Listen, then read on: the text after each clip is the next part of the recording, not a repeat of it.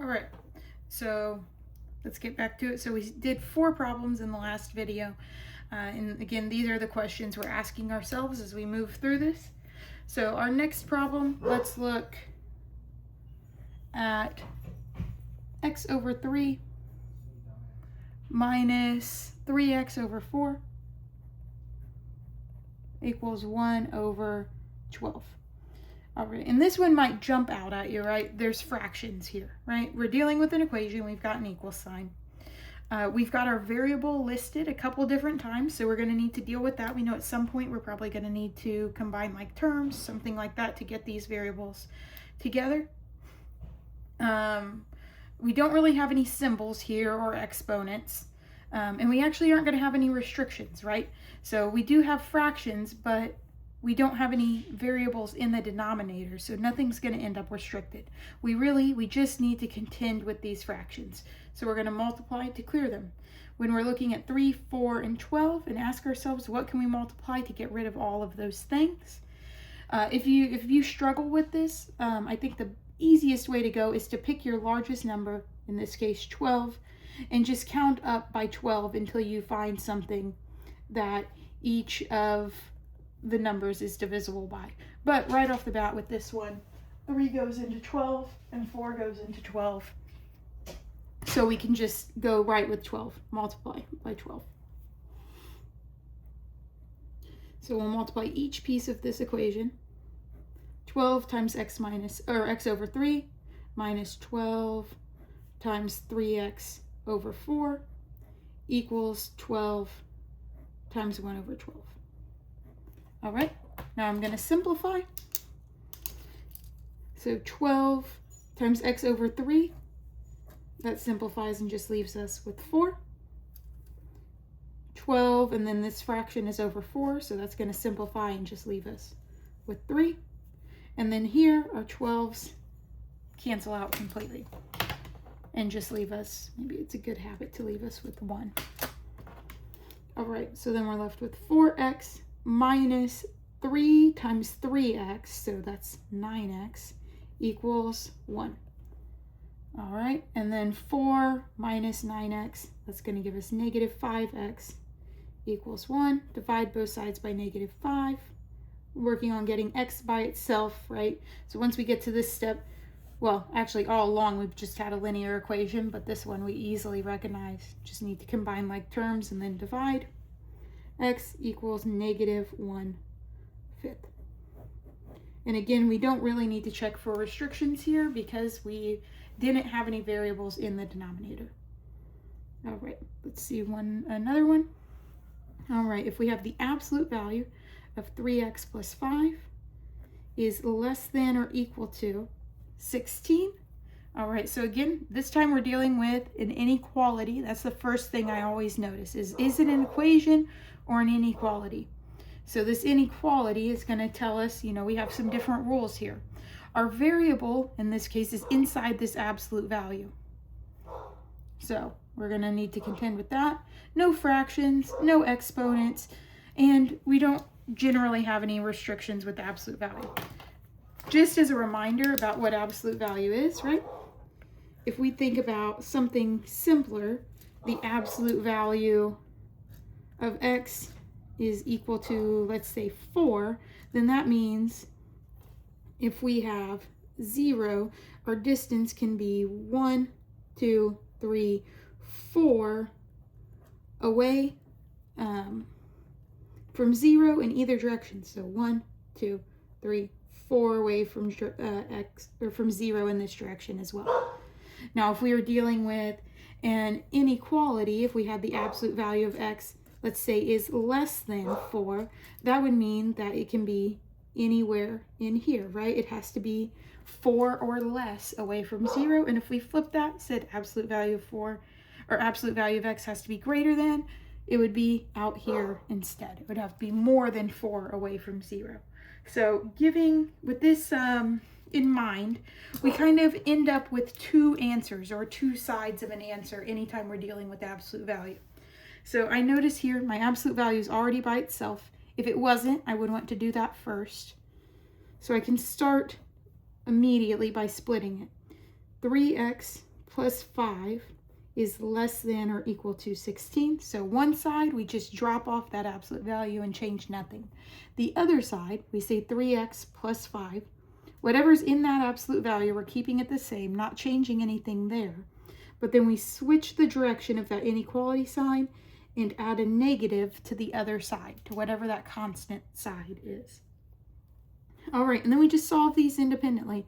Once you've split this, you should be dealing with a pretty typical linear inequality at this point. So we'll subtract 5. 3x is less than or equal to 11. Divide both sides by 3. X is less than or equal to 11 over 3. And again, we subtract 5. 3x is greater than or equal to negative 21. Divide both sides by 3. X is greater than or equal to negative 7. Now, I like to graph these, even if you aren't required to. It can be a good habit. It helps kind of conceptualize what's here. I'm going to use a filled-in circle for each of these, since they're included. And I see I need to be less than or equal to, so to the left of 11 over 3, and greater than or equal to negative 7, so to the right of negative 7. So that tells me my solution space is in the middle there, negative 7 to 11 over 3. I'm going to use square brackets on each of those because they are included. All right, let's see another problem. All right, how about the square root of 3x plus 10 equals x. All right, so again, I'm going to want to start this by squaring both sides. If our square root wasn't by itself, well, maybe I shouldn't get ahead of myself. I should start with my questions. So equation or inequality, this is an equation, right? We have that equal sign. Our variable is written twice in this one, so we're going to need to reconcile that at some point. But right now, there's no way we can combine them since this one's kind of trapped inside the radical and this one's not, right? We do have this symbol, this radical. We know we're going to need to get rid of it. To get rid of that, we're going to have to square both sides. We usually like to do that when the radical is by itself, which in this case it already is. No fractions, no exponents, and we will have some restrictions, right? The inside of this radical can't be negative, and we might want to, we need to just check our answer, make sure that when we plug our x's back in, they give us what we expect. Okay, so to get rid of this radical, that's going to be our first step. Let's square both sides. That radical, square root, and the square are going to cancel, leave us with 3x plus 10 equals x squared. Now with these, I like to reassess at this point that I'm still what type of equation I'm dealing with.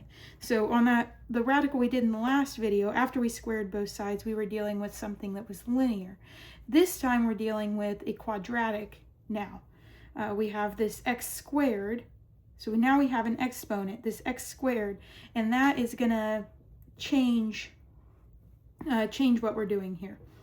So I want to, anytime I'm dealing with a quadratic, I want to get everything on one side of the equation because then maybe I can factor or I can use the quadratic formula, complete the square, whatever. But that's what we're going to have to do here. So I'll subtract 3x and subtract the 10. I generally like to move things so that my x squared is positive. So this is just going to leave us with 0 on this side. That's my goal. 0 on one side, everything else on the other. X squared minus 3x minus 10. I like to write things in order where I have the highest power of x, then linear, then the constant. And now I'm asking myself, can I factor? This has a leading coefficient of 1. So if I can find a number that multiply, or two numbers that multiply to give me negative 10 and add to give me negative 3, then I can factor this. I think negative 5 and positive 2. So we'll do x minus 5, x plus 2. And then we can set each of our factors equal to 0. X minus 5 equals 0, x plus 2 equals 0, So x equals 5, adding 5 to both sides, and x equals -2. Now, before we can say, okay, these are our answers, we need to check each of them. So I go back to my original equation, the square root of 3x plus 10 equals x, and I'm going to plug in 5. So the square root of 3 times 5 plus 10 equals 5. This is 15 plus 10 equals 5. So the square root of 25 equals 5. 5 equals 5. This is good. This one, we do the square root of 3 times -2 plus 10 equals -2. Square root of -6 plus 10, square root of 4. So 2 equals -2. That is not true, so this is not going to be an answer for us. The only solution for this one is x equals 5. So with these radicals, you really do need to be checking your answers every time. We'll do a couple more problems in the next video, and I think that will wrap it up for